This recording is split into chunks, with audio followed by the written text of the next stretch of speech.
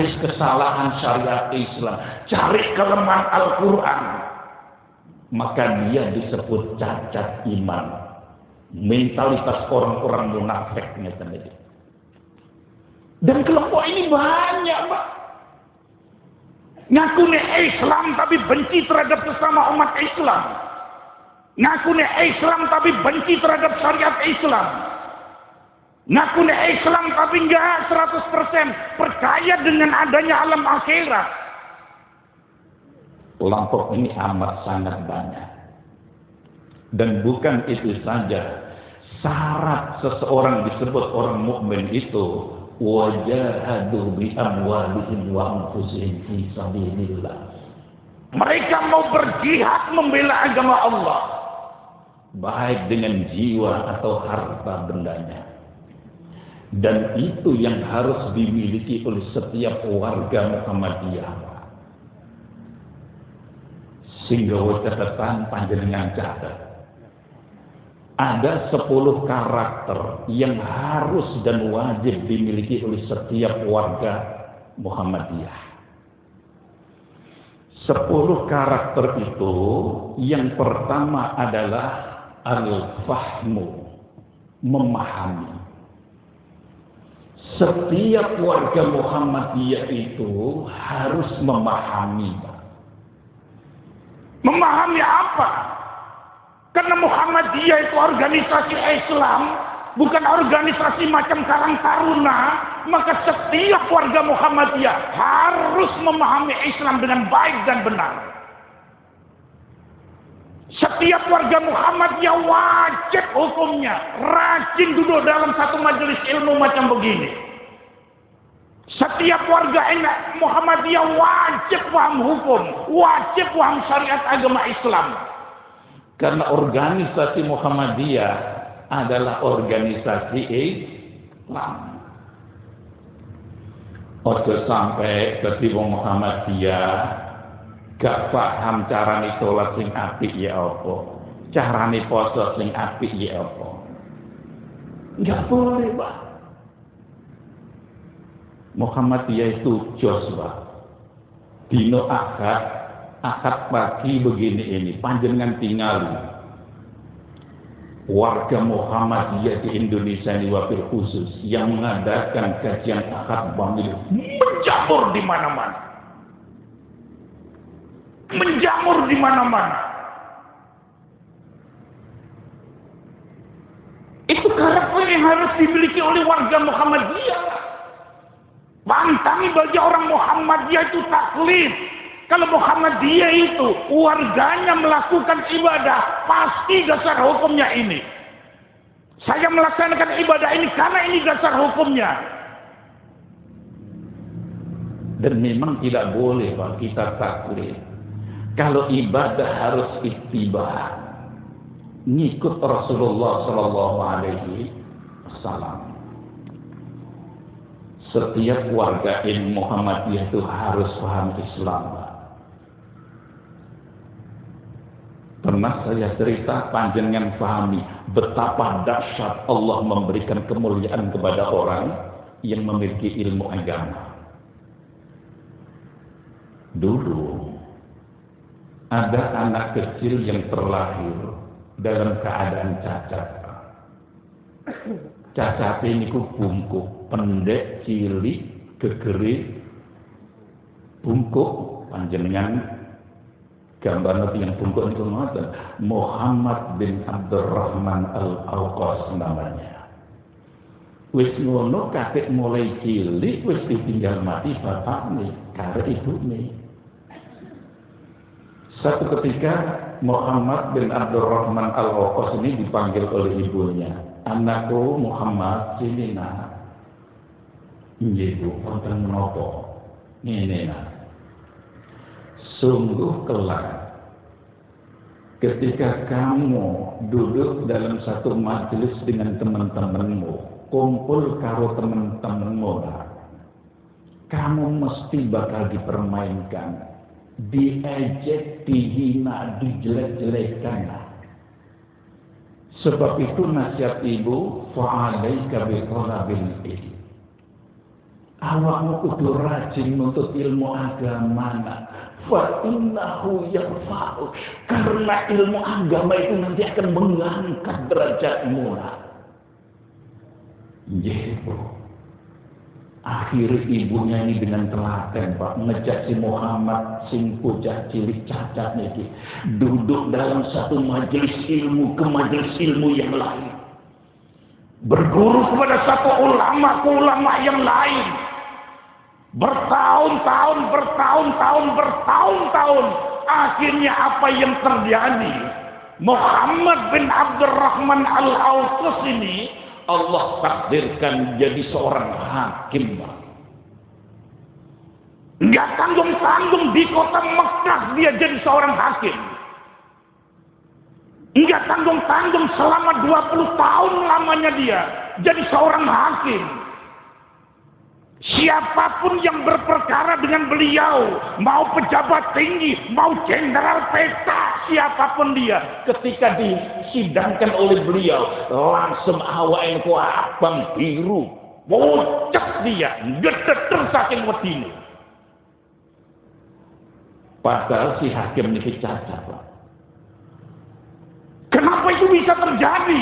Karena Muhammad bin Abdurrahman Al-Auqas ini hafal Al-Quran, hafal ribuan hadis, paham betul syariat Islam, dan dia hanya takut kepada Allah. Kalau menvonis pasti dengan adil, tidak takut kepada siapapun.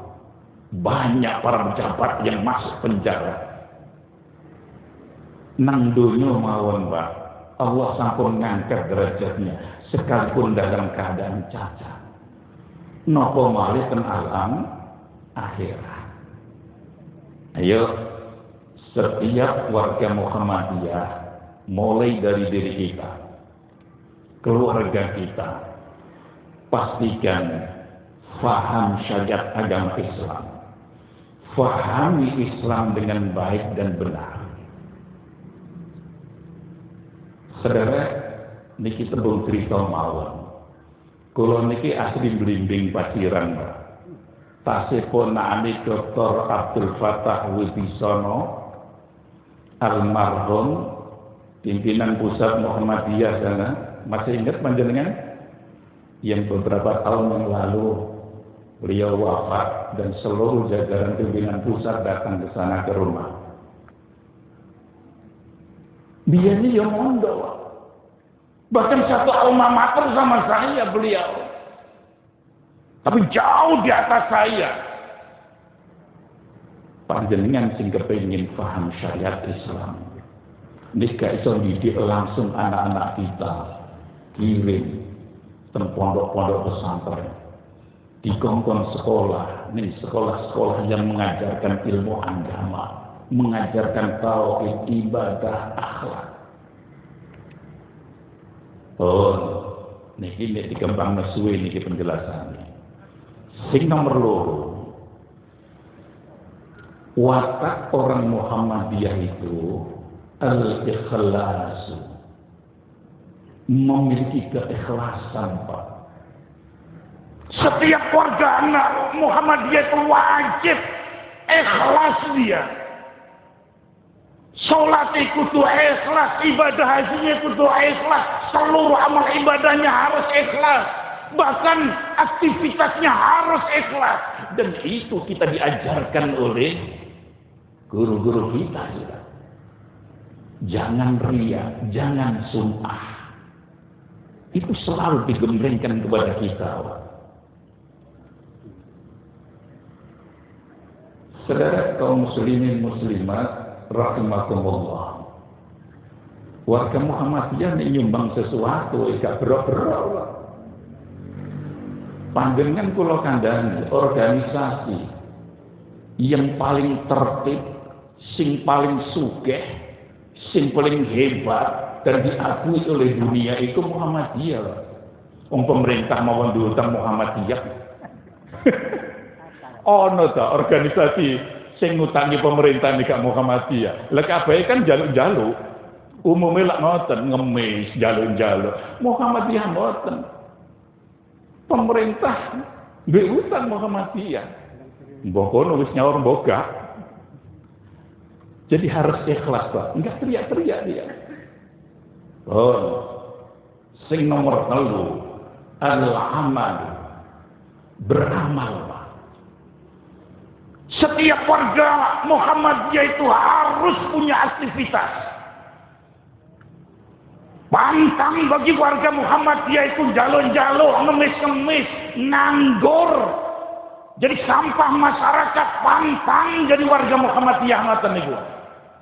Warga Muhammadiyah itu harus kreatif, inovatif, dia bergerak, dia berpikir. Dia ngasih bukan ngemis. Pantang bagi warga Muhammadiyah itu jalo-jalo jadi beban masyarakat. Itu watak yang harus dimiliki oleh setiap warga Muhammadiyah. Rumah sakit wis piro?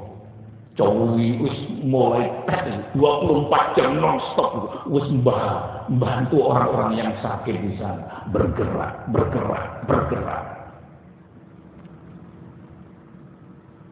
Setiap warga Muhammadiyah itu harus beramal. Al-amalu. Nggak boleh nganggur. Nggak boleh jadi beban masyarakat. Nyuwun sewu. Niki rada sensitif. Wong sing njaluk-njaluk ten omah-omah, ten pasar-pasar, napa malih wayahe pasaran. Meh kula yakin kula gak ana sing Muhammadiyah. Panjenengan takon kita, gak ana sing Muhammadiyah njaluk-njaluk men. Pantang lah, hebat. Sing nomor 4. Watak yang harus dimiliki oleh seorang warga Muhammadiyah itu al-jihad. Mau berjihad. Mau berjihad membela agama Allah. Dengan harta bendanya. Dengan jiwanya. Hadirin kaum muslimin. Wah Muhammadiyah ini mengeluarkan sesuatu. Gak teriak-teriak. Masih ono ning ndi jamur rumah sakitnya. Nyuwun sewu. Kira-kira bulan depan yang ada muktamar di Solo ini, ada yang berangkat di antara panjenengan? Ada banyak dong. Kira-kira panjenengan bayar dhewe tak dibayari, Bu? Lho, ngoten lho. Ada ten Solo diparani.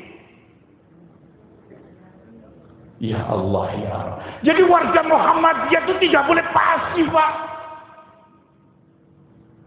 Niki wae diomongno niki wae. Jumat ketiga, Jumat keempat Masjid Muhammadiyah se-Indonesia ini dikumpulno.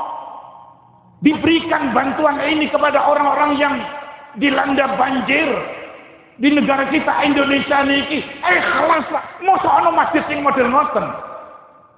Ikhlas ini bagian dari berjihad fisabilillah.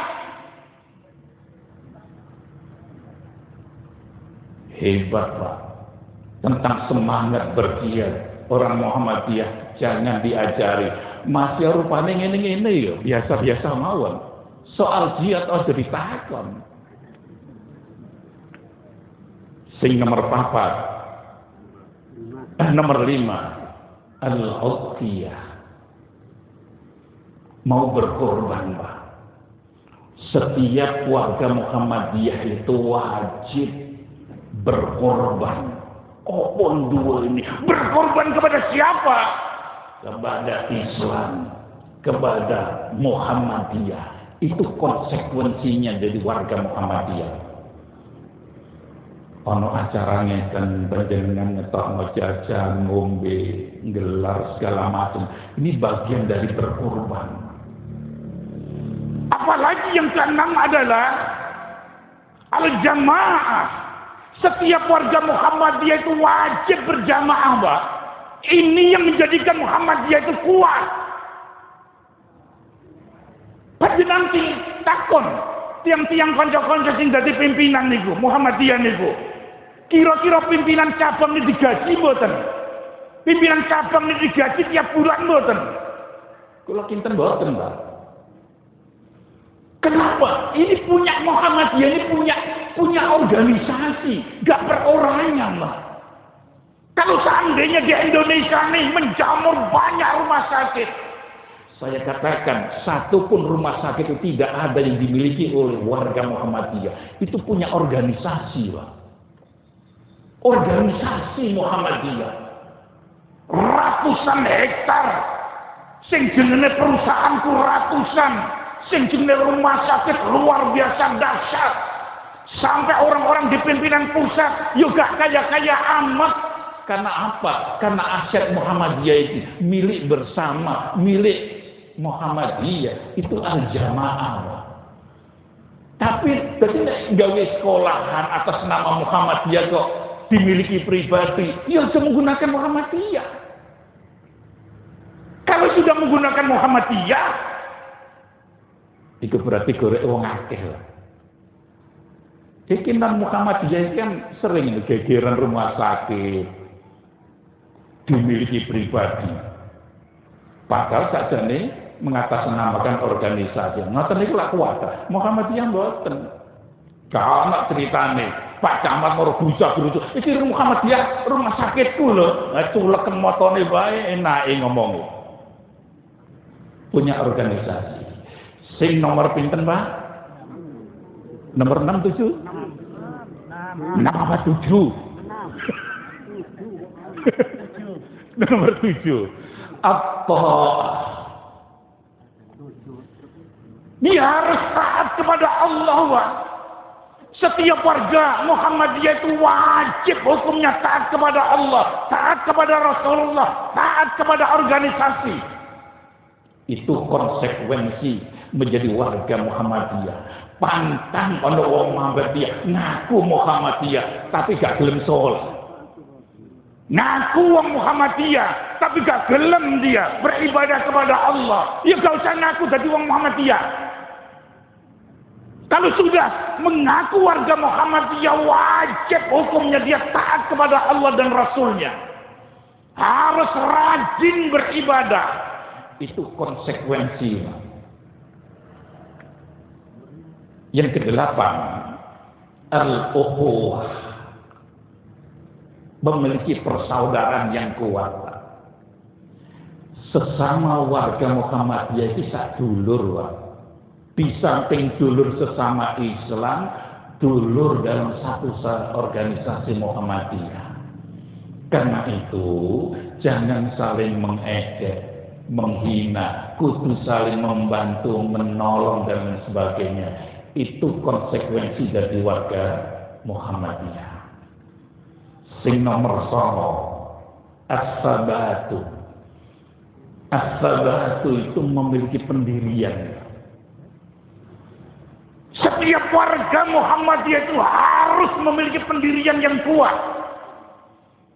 Tidak boleh jadi warga Muhammadiyah itu kemudian gampang terombang-ambing, gampang dikileni, gampang diprovokasi.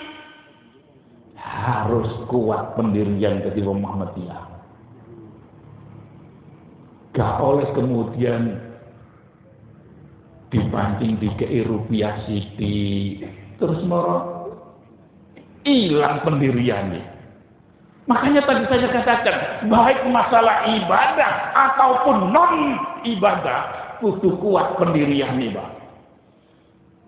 Saya beribadah begini karena ini loh dasar hukumnya. Muhammadiyah itu kan bukan bermazhab, bermanhaj. Tidak mengekor satu mazhab sampai mati, bukan Muhammadiyah itu. Jadi kalau mau bergerak, mau beribadah, mau beraktivitas, alasannya harus jelas kuat. Tidak boleh kita diombang-ambingkan. Tidak boleh kemudian kita itu hancur, berantakan gara-gara diprovokasi. Begitu juga masalah apapun, Pak. Setiap warga Muhammadiyah harus punya pendirian yang kuat. Ojo koyok beladingan. Ojo koyo nyamuk, miber ning ngarepe kipas, begitu nek melayu gak karuan kabeh. Belandingan ngerti panjenengan belandingan. Koyo-koyo omai wapis centang kanan, centang kene, tapi dia rapuh. Didudul ngoten mawon, mlayu gak karuan wis. Sing nomor 10 at-tajarrud. Bangga. Setiap warga Muhammadiyah itu harus bangga. Bangga jadi wong Islam, bangga jadi wong Muhammadiyah. Gak usah izin, gak usah sungkan. Pun niku paling boten. Ada 10 watak karakter yang harus dimiliki oleh setiap warga Muhammadiyah. Saat ini kalau lanjutkan masalah konsekuensi iman itu. Konsekuensi iman kepada Allah sing nomor setunggal niku wau al-yakin. Sing nomor kali saudara at-taslim. At-taslim itu berserah diri hanya kepada Allah. Napa dasar hukumnya? Di dalam surat Ali Imran ayat 83 Allah dah mengatakan afaghayra dinillahi yabghun wa lahu aslama man fis samawati wal ard taw'an wa karra wa ilaihi yurja'un. Apakah mereka mencari agama selain agama Allah? Padahal seluruh yang ada di alam jagat raya ini, di langit, di bumi, ini tunduk patuh kepada Allah, baik sukarela ataupun terpaksa. Langit mawon tunduk kepada Allah dan isinya. Bumi saja tunduk kepada Allah dan isinya. Yang mukmin niku wajib lebih tunduk daripada alam semesta ini, Pak. Dia punya akal, dia punya pikiran. Tetapi orang wong sing ngaku-ngaku Islam gak tunduk kepada aturan Allah, tidak tunduk, tidak taat kepada syariat Islam, maka dia belum disebut orang mukmin yang sebenarnya. Ki wong Islam. Nek wong Islam tok Pak, besar kemungkinan dia melakukan banyak dosa dan kemaksiatan. Proses nanti di alam akhirat, besar kemungkinan dia masuk neraka dulu, nyemplung mampir di neraka dulu. Kalau sudah seimbang dengan dosa dan maksiatnya, Allah nembe sakit ngentas di nang surga. Tapi kalau kita beriman tingkatannya, beriman tingkatan kita, insya Allah dijamin gak mampir neraka dhisik, langsung bablas ke surga. Iki lho enake wong sing beriman kepada Allah. Makanya banyak ayat-ayat yang mengatakan innal ladzina amanu wa 'amilus shalihati lahum jannatun na'im. Sesungguhnya orang-orang yang beriman dan beramal soleh, maka bagi mereka adalah surga yang penuh kenikmatan. Innal ladzina amanu lanubawwi'annahum minal jannati ghurafa. Ayat-ayat yang model ngoten itu banyak, Pak. Bahwa syarat untuk bisa masuk surga tanpa mampir ke neraka dulu harus memiliki iman yang kuat, amal soleh yang kuat. Kalau imannya cacat, boten sakit langsung, Pak. Nah, orang yang beriman itu hidupnya selalu berserah diri kepada Allah. Nek kepepet ekonomi, sing digoleki iki langsung Allah. Kalau dia mendapatkan musibah, yang dicari itu adalah Allah. Dan orang yang beriman itu, Pak, kalau mendapatkan musibah dunia macam begini, gak dipikir kecanggihan ganjaran-ganjaran mulai mikir. Orang yang beriman itu kalau seandainya kecopetan, motor hilang, rumah kebakaran, dia tetap tersenyum karena ini adalah milik Allah, titipan Allah. Bahkan kalau seandainya Allah ambil, Allah hilangkan, inna lillahi wa inna ilaihi raji'un. Nyuwun sewu, Kalau seandainya di dunia ini banyak orang yang stres, sampai tingkatannya itu gila, berjalan di sepanjang jalan, compang-camping, rambut daul-daul, kadang-kadang guyu karpe dhewe, gak ana sing diguyu-guyu dhewe. Kalau itu terjadi, saya khawatir mungkin ini orang dulu ketika mendapatkan musibah gak eling Allah, tidak melibatkan Allah. Akhirnya dipikir sampai jarang, sampai gendeng. Nah, orang yang mukmin itu gak sampai ke sana, Pak. Bahkan kalau seandainya anaknya sakit, ngamar ke rumah sakit, langsung dia yang dicari adalah Allah, berserah diri total kepada Allah. Kalau seandainya orang tuanya meninggal dunia, bahkan langsung yang diucapkan inna lillah wa inna ilaihi raji'un. Yang dicari adalah Allah, melibatkan Allah. Itu watak orang yang beriman. Tapi ini asasi sekedar Islam saja. Contohnya banyak di luar sana. Wong tua ini meninggal dunia, waduh, wangis jerit-jerit, kolong kumis, sirai itu ditatap-tatap no tembok, awake dicakar-cakar, baju ini dicoba capek karpe dewi, padahal dia ngakunya orang Islam. Lah kayak orang jahiliyah ngeten iki, Pak. Dia nggak paham hakikat hidup. Dia nggak paham inna lillahi wa inna ilaihi raji'un. Sesungguhnya kita ini milik Allah. Kalau kita punya pangkat dan jabatan, itu titipan dari Allah. Kalau kita punya harta benda, itu titipan dari Allah. Suatu ketika Allah akan ambil semuanya itu. Kita mati dalam keadaan telanjang bulat. Itu gambaran ketika kita lahir. Tiang niku nek titelnya beriman napa mal orang alim, Pak. Delok wong sawukeh. Donya iki sampai triliunan. Sing jenenge mobil iki berjejer-jejer sampai puluhan. Regane sak biji sampai miliaran. Gak kowe pengen blas Pak wong sing alim sing beriman itu. Justru malah ngomong waduh saknane wong nanti di alam akhirat ini bakal sowe penghisapannya orang ini. Itu yang dilakukan orang-orang alim zaman dulu, ketika melihat korun somo kaya raya, orang yang alim gak kemecer kepingin kayak Firaun, kayak korun. Nah, iki penggiling. Setiap kita warga Muhammadiyah, Pak, kalau kepingin iman ini kokoh, lurus, libatkan Allah dalam seluruh aktivitas yang kita lakukan di dunia ini. Libatkan Allah. Nek digawe ujian eling Allah, digawe materi eling Allah.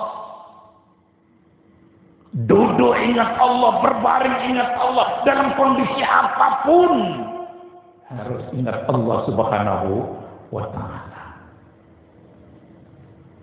Yang nomor 4. Betul nomor 4 ya?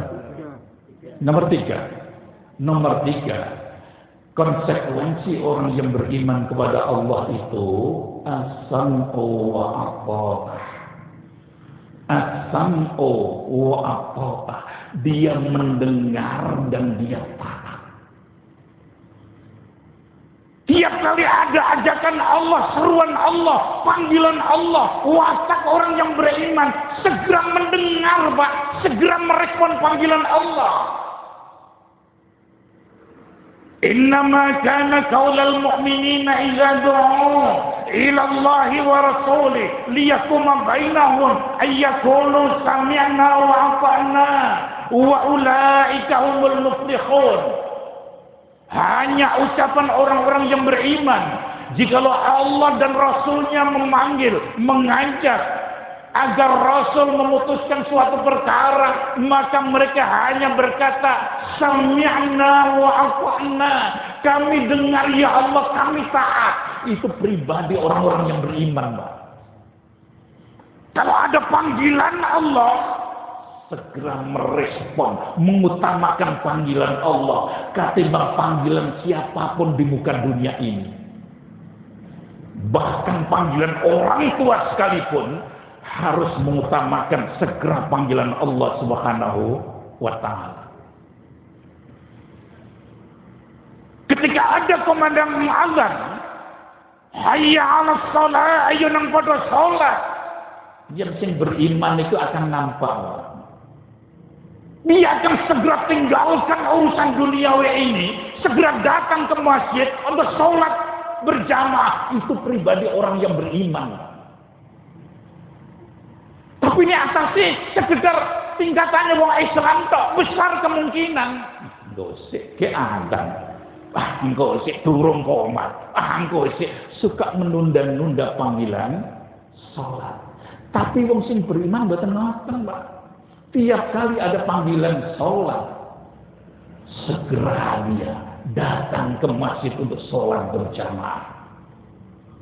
Dan kalau itu kita lakukan, apa kata Allah? Lilladzina istajabu lirabbihimul husna. Bagi orang-orang yang segera merespon panggilan Allah, panggilan apapun namanya, maka jaminannya adalah al-husna, surga. Surga yang segera merespon panggilan Allah itu. Makanya ketika kita ingin melihat orang-orang yang Islam agamanya, Islam titelnya saja, deloken ketika sholat itu. Orang-orang yang keluar rumah untuk sholat id di masjid, di lapangan, itu kau wabeh wong Islam. Kau wabeh wong Islam. Sing jarang-jarang poso Ramadan yo melu salat Id. Sing sering maksiat yo metu teko mas salat Id. Tapi ketika kita ingin melihat orang yang beriman tingkatannya, delokan ketika salat 5 waktu berjamaah itu. Delokan ning masjid ku sapa bae sing rajin datang 5 waktu salat berjamaah, itu orang-orang yang beriman tingkatannya. Makanya Rasulullah katakan, jika kalian melihat ada orang yang hilir mudik datang ke masjid untuk sholat 5 waktu berjamaah, maka saksikanlah bahwa sesungguhnya mereka adalah orang-orang yang beriman. Boten kemauan wong Islam, tingkatannya orang ini beriman. Karena itu setiap warga Muhammadiyah harus wajib memakmurkan masjid nih. Ojo sampai dari Muhammadiyah tapi malas sholat berjamaah, malas duduk dalam satu majelis ilmu macam begini. Demi Allah saya katakan, kalau itu terjadi, Pak, malas ibadah, malas sholat berjamaah, tiba-tiba waktu entek, tiba-tiba umur 70 tahun, getun, Pak. Demi Allah saya katakan getun. Kalau seandainya ada orang yang menyia-nyiakan waktu ini. Waktu ini kok tabiati, sing nomor setunggal, cepet Pak bergulir ini. Waktu ini. Kalau kemarin-kemarin di arek-arek, saya itu sedih anak kabeh. Kalau kemarin-kemarin, saya dadi arek, saya itu sedih putu kabeh. Begitu cepat waktu itu bergulir. Itu tabiatnya waktu. Sing nomor kali, tabiatnya waktu itu kalau sudah bergulir, gak iso balik mana. Itu tabiatnya waktu. Hari ini hari Ahad, kemarin hari Sabtu. Kalau seandainya dalam satu hari kita nggak sholat berjamaah di masjid, nggak sholat qobliyah ba'diyah, nggak membaca Al-Quran, nggak berdoa kepada Allah. Begitu waktu masuk hari akad sekarang, demi Allah saya katakan, hari kemarin saja kemarin Pak, sampai kiamat tidak akan muncul lagi. Dan kita rugi sudah digilas oleh waktu tanpa ada kemaslahatan, tanpa ada nilai poinnya untuk kita. Itu nek sedino, nek bendino, nek sampai bertahun-tahun rugi Pak. Coba panjenengan pahami di dalam surat Fatir ini. Ayat 37. Dan mereka Allah menggambarkan kondisi mangke dan alam akhirat. Ketika orang-orang kafir, orang-orang munafik, dan orang-orang Islam yang banyak melakukan dosa dan maksiat dilemparkan di kobaran api neraka, mereka berteriak histeris, Pak. Mereka madul kepada Allah. Rabbana akhrijna na'mal salihan ghayra alladhi kunna na'mal. Rabbana akhrijna na'mal salihan ghayra alladhi kunna na'mal. Ya Allah ya Rabb, ya Allah ya Rabb, akhrijna. Mbak kula niki panjenengan jalaken saking kobaran api neraka ini ya Allah. Keluarkan kami ya Allah. Kami enggak kuat, panas ya Allah. Na'mal salihah. Jika kami Engkau keluarkan dari kobaran api neraka ya Allah, kami berjanji akan melakukan kebajikan. Kami berjanji akan rajin beribadah kepadamu ya Allah. Ghayrallazi kunna na'mal. Dulu maksiat dosa yang pernah aku lakukan, aku berjanji tidak akan aku ulangi ya Allah. Getun, Pak. Wis kadung nek neraka kelompok tiang-tiang niki getun, menyesal. Apa mbiyen dadi wong kafir, apa mbiyen gak rajin ibadah, begitu masuk neraka. Kelompok tiang-tiang niki getun. Kepengin dientokno teko neraka balik ning donya. Donya sapa wis kiamat wis gak ono donya. Apa jawaban Allah? Dengan amat sangat diplomatis Allah menjawab, awalam nu'ammirkum. Awalam nu'ammirkum ma yatadzakkaru fihi man tadzakkar. Wahai manusia-manusia bajingan tengil, banyak melakukan dosa dan maksiat. Apa dulu ketika hidup di dunia aku tidak berikan umur yang cukup panjang kepadamu? 60 tahun usiamu, 70 tahun usiamu, 80 tahun usiamu. Itu agar kalian ingat kepadaku. Wajahku menadhir. Bahkan orang-orang yang memberikan peringatan, para kiai, para ulama, para ustaz sudah memberikan peringatan kepadamu. Omamu parak masjid bendino krungu suara azan, tapi kon wablek kaya wong kopok. Fadhukul azab. Wis gak usah kakek ngomong, rasakan siksaan saya ini. Saudara, gambaran ngoten niku mesti akan terjadi karena Al-Qur'an yang mengangkat. Banyak orang yang nyesal apa mbiyen gak rajin ibadah. Begitu wis mati mlebu neraka, madul kepengin balik. Ini mesti akan terjadi, ya. Maka mumpung tak sehat, seger kewarasan, ayo segera merespon panggilan Allah. Ojo ditunda-tunda, Pak. Nek nglakoni ibadah sing ikhlas, ojo ditunda-tunda. Sing nomor 4. Konsekuensi setelah seseorang menyatakan beriman kepada Allah adalah itba'ul manhaj.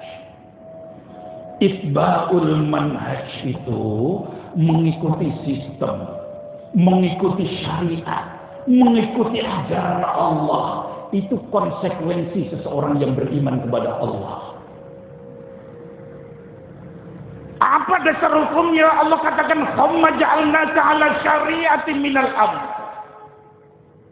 Fattabi'ha wa la tattabi' ahwa'al ladzina la ya'lamun." Kemudian kami jadikan engkau Muhammad agar mengikuti syariat ini. Fattabi'ha, maka ikuti syariat ini Muhammad. Rasulullah yang diperintah Allah, tapi kita umatnya pun diperintahkan untuk mengikuti syariat ini. Wala tattabi ahwa alladzina la ya'lamun. Jangan kalian mengikuti hawa nafsu orang-orang yang bodoh, yang awam, yang enggak paham syariat. Syariat Allah di sini macam-macam syariat Allah. Setiap kita harus paham syariat itu, dan jangan hanya dipahami, dieksekusi, Pak. Orang itu kalau mengikuti syariat dengan baik dan benar, aman, Pak. Dunia ini aman. Nanti firman nih, untuk suami istri kayak rapi, terjadi KDRT. Bu, kenal Bu? Kenal Bu? Iki masih gak paham syariat loh. Utawa nek paham syariat gak bisa melakukan syariat. Orang itu kalau gak paham syariat gak boleh, Bu. Istri kita jelek-jelekan, kita tampar, kita tendang, dipukul, gak boleh sesungguhnya. Saudara, ini demi Allah saya katakan, Pak. Saya punya anak itu mulai bayi sampai gede SMA itu. Sekalipun nggak pernah saya ngomelin anak, ngilono anak itu buat nabi. Saya punya istri satu, Pak, mau siji tok itu. Panjenengan tak omelin nggak tahu, apa malah dipukul. Dan memang itu harus. Panjenengan pahami syariat Rasulullah itu. Apa ada sejarah Rasulullah itu menjelek-jelekan istrinya, memukul istrinya? Tidak ada dalam sejarah. Malah nanti suatu ketika di rumah Aisyah, Rasulullah kumpul dengan para sahabatnya. Ngerti Rasulullah berada di rumah Aisyah beserta para sahabatnya. Bojone Rasulullah sing liya, Zainab binti Jahsy, itu bikin makanan, bikin roti karo daging, Pak. Disuruh pelayannya ngantar, cek tolong ini berikan kepada Rasulullah dan para sahabatnya. Begitu nyampe di rumah Aisyah, mengucapkan salam, Aisyah krungu, nek sing salam iki melayani Zainab, muncul cemburu nih. Begitu dia masuk, makanan sing ditaruh di talam nampan niku langsung ditampel ngeten, Pak. Lugur kabeh panganane. Rotinya lugur, dagingnya lugur berseragan. Rasulullah menghampiri. Rasulullah ambil talam yang di dapur, dikumpulkan daging ini oleh Rasulullah. Dikumpulkan sambil Rasulullah mengucapkan, ibumu sedang cemburu, ibumu sedang cemburu. Dikongkon mulai ini bahaya.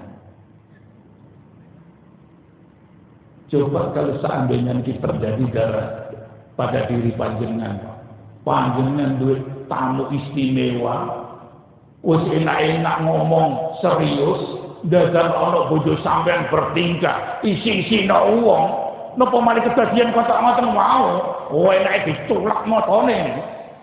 Ya ampun, kurang ajar isi-isina wong iki. Motomu kok diganti, utekmu ki wis waras ta. Wis dilono tek ngamek, Pak. Nek potongane umume wong.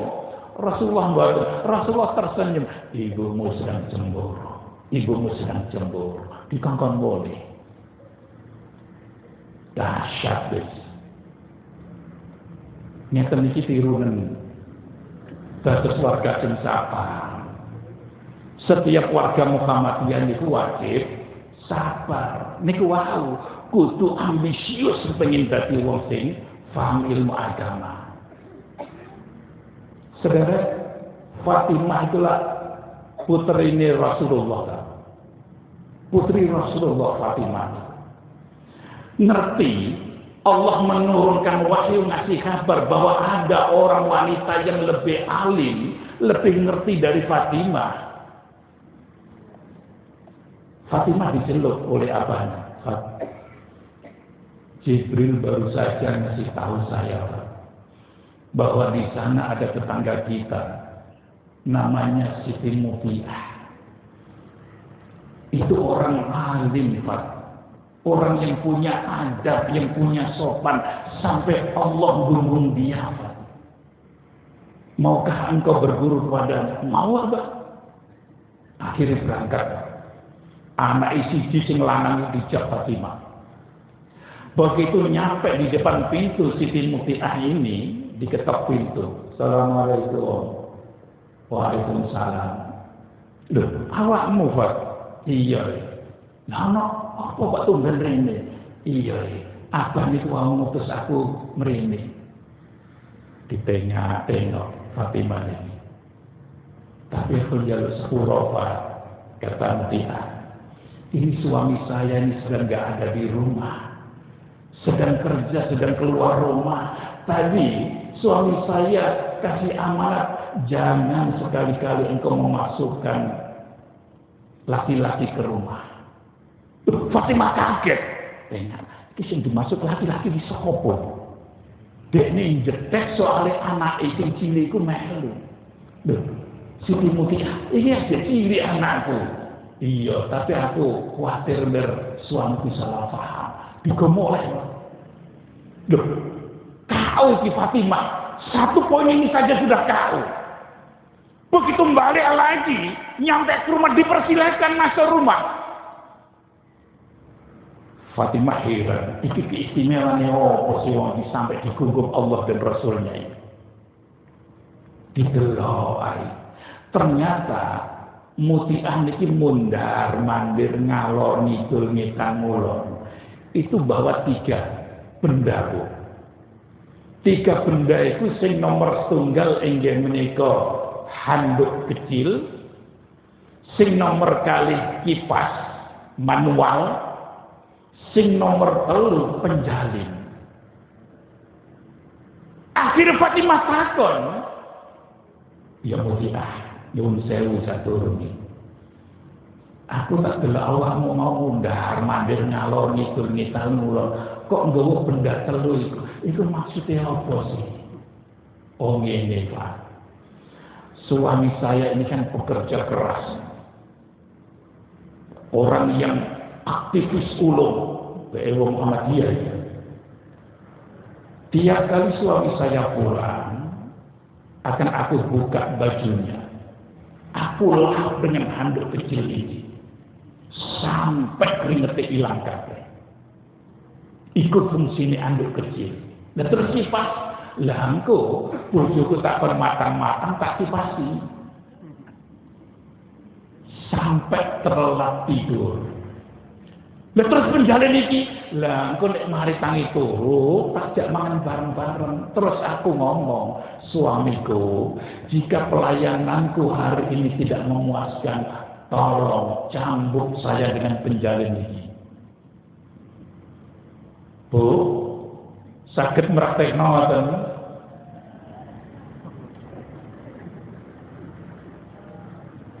Tiap kali bojone mari tandang gawe moleh, dibuka bajune dilapi digapasi. Kok gak ngira rapi maneh, Bu, jamin. Lho kudu ngoten, Bu. Allah ya karim. Jadi konsekuensi seorang yang beriman kepada Allah itu harus mengikuti sistem, Pak. Demi Allah saya katakan, kalau Allah mendatangkan sistem, mendatangkan syariat, kemaslahatannya ini akan kembali kepada manusia sendiri. Kalau ada DPRD, kalau ada DPR yang bikin aturan, besar kemungkinan akan menguntungkan partai politiknya sendiri, akan menguntungkan kelompoknya sendiri, jenis politikus. Tapi ketika Allah mendatangkan syariat, demi Allah saya katakan kemaslahatannya itu akan kembali kepada manusia sendiri. Ketika Allah memerintahkan sesuatu, pasti di balik perintah itu ada banyak manfaatnya. Cuman kadang-kadang manfaatnya itu tidak terkuat karena kelemahan dan kebodohan manusia. Ketika Allah itu melarang sesuatu, pasti di balik larangan itu, karena mazharatnya, dampak negatifnya itu banyak, karena itu dilarang. Dan itu demi kemaslahatan manusia. Minuman keras itu dilarang, karena dampak madaratnya itu luar biasa dahsyat. Betapa banyak kasus di luar sana orang memperkosa orang lain karena minuman keras. Terjadi saling bunuh-membunuh karena minuman keras. Orang tua dibunuh juga karena minuman keras. Gara-gara minuman keras naik mobil, nyetir mobil, nabrak sana, nabrak sini. Betapa banyak kasus begitu itu terjadi. Karena itu minuman keras itu dilarang keras oleh Allah. Dan itu nanti dampak positif aja akan kembali kepada manusia sendiri. Sing nomor 5. Konsekuensi setelah seseorang beriman kepada Allah itu adamul kharaj. Adamul kharaj niku tegese tidak keberatan dengan syariat. Tiang niku nek wis biasa nglakoni perintah Allah, nek wis biasa ibadah kepada Allah, gak abot pak nglakoni pas syariat nih. Orang itu kalau sudah biasa dia sholat tahajud, gak abot nglakoni syariat ini. Tiap niku nek pun biasa sholat berjamaah, ini enteng nglakoni sholat berjamaah ini. Orang kula sudah biasa duduk dalam satu majelis ilmu baca begini ini dia, ringan dia bergerak keluar rumah itu. Tapi nek tiyang gak kulino ngrungokno pengajian, Mbak. Napa malih pengajian iki wis sak jam punjul siti. Wah rusak. Kukur gak kerasan, Mbak Lunggo. Panjenengan sedekno niku.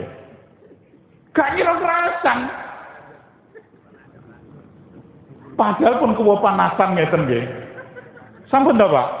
Dereng mari niki sakjane. Ala olahraga. Iya. Napa dasar hukumnya kula ngomong sing poin nomor 5 niku wau. Rasa Allah Subhanahu wa taala dawuh ngeten, "Fala wa rabbika la yu'minu." Maka demi Tuhanmu mereka belum termasuk orang yang beriman. Hatta yuhaqqimuka fima syajara bainahum, thumma la yajidu fi anfusihim harajan mimma qadait wa yusallimu taslima. Sampai mereka menjadikanmu Muhammad sebagai hakim atas perselisihan yang mereka hadapi. Ini stretching ini. Kemudian mereka tidak menjumpai harajan, berat dalam putusan yang Rasulullah berikan. Tapi watak yang beriman itu melakoni putusan Allah, perintah Allah, syariat Islam, sebab wis kulino nglakoni enak wae. Orang Islam itu enak. Karena sudah biasa. Orang itu kalau sudah tingkatannya mukmin, koyok digerakkan oleh Allah. Mau keluar rumah, bismillahirrahmanirrahim, la haula wala quwata illa billah. Itu spontanitas, Pak, diilingno oleh Allah.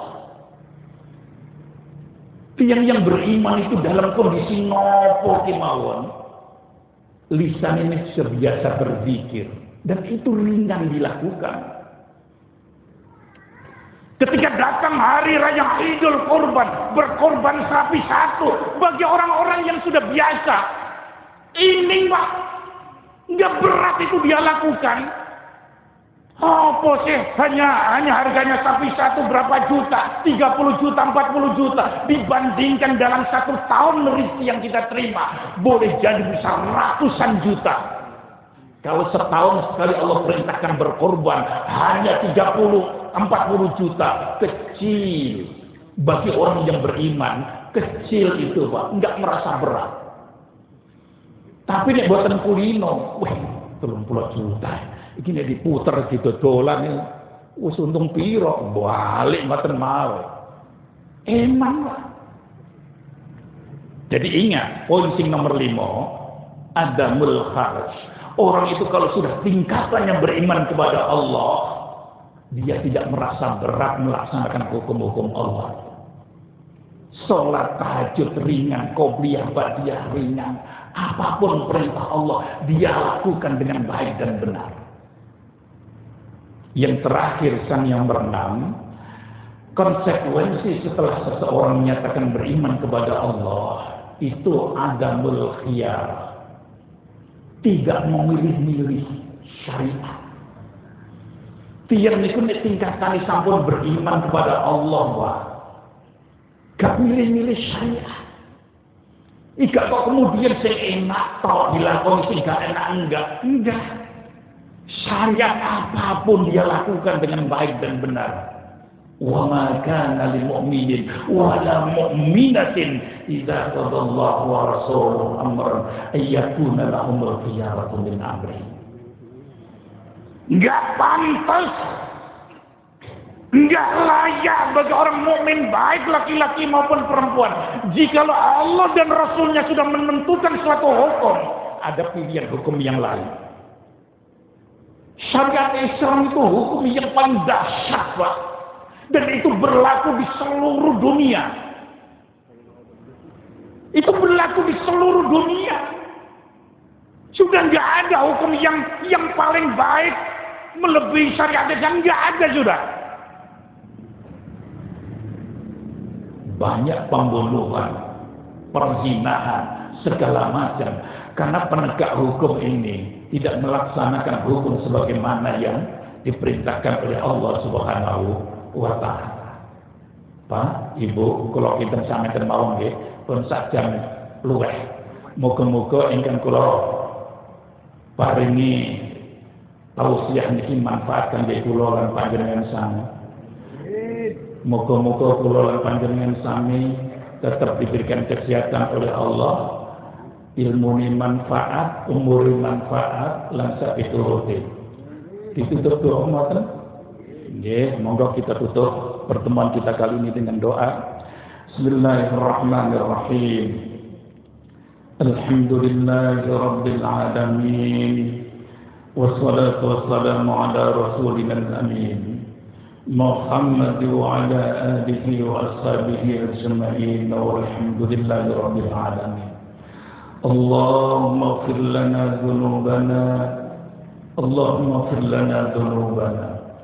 وذنوب آبائنا وذنوب أمهاتنا وذنوب أولادنا وذنوب أخواننا وذنوب أخواتنا وذنوب أستاذنا وذنوب جميع المؤمنين والمؤمنات والمؤمنين والمؤمنات والمسلمين والمسلمات الأحياء منهم والأموات.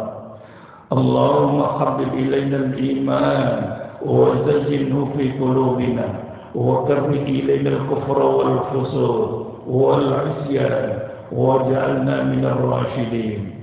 اللهم إنا نسألك من حسن الخاتمة ونعوذ بك من سوء الخاتمة ونعوذ بك من فتنة المحيا والممات ومن شر فتنة المسيح الدجال. اللهم انصرنا فإنك خير الناصرين وافتح لنا فإنك خير الفاتحين وارزقنا فإنك خير الرازقين واغفر لنا فإنك خير الغافرين وارحمنا فإنك خير الراحمين واهدنا ونجنا من القوم الظالمين والكافرين. اللهم يا رزاق يا رزاق يا رزاق يا غني يا غني يا غني يا مغني يا مغني يا مغني ارزقنا وأولادنا وأهلنا وأقاربنا رزقا حسنا واسعا حلالا طيبا مباركا بغير باب ولا سبب ولا حساب. وارزقنا زيارة بيتك المحرم وقبر نبيك محمد صلى الله عليه وسلم مرة بعد مرات مرة بعد مرات مرة بعد مرات برحمتك يا أرحم الراحمين. ربنا آتنا في الدنيا حسنة وفي الآخرة حسنة وقنا عذاب النار وأدخلنا الجنة مع الأبرار يا عزيز يا غفار يا رب العالمين wa sallallahu ala nabiyyina Muhammadin walhamdulillahi rabbil alamin. Assalamualaikum warahmatullahi wabarakatuh.